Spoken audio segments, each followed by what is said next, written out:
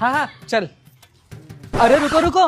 हाँ बोल। अरे मुझे भी साइकिल पे बिठा लो ना, मैं भी चलता हूँ। अबे चल चल, तेरी खुद की साइकिल आए ना तब आना। हाँ। अरे तुम लोगों की साइकिल है ना, और जब मेरी नई साइकिल आएगी तो मैं भी तुम लोगों को चलाने दूंगा। नहीं नहीं कोई जरूरत नहीं है, चल।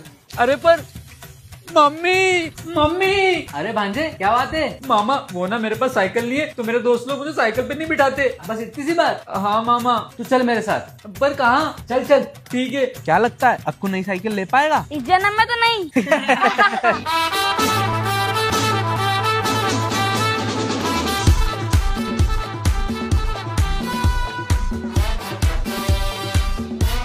अक्कू कैसी लगी मेरी न्यू साइकिल? गियर वाली साइकिल। वो टायर तो देखो कितने बड़े हैं। हाँ मेरे मामा ने स्पेशल दुबई से इम्पोर्ट करवाई है। एक बार मुझे भी चलाने देना। हाँ मुझे भी। हाँ हमें भी। अच्छा ठीक है ठीक है। हाँ रास्ता नापो। क्या साइकिल है यार।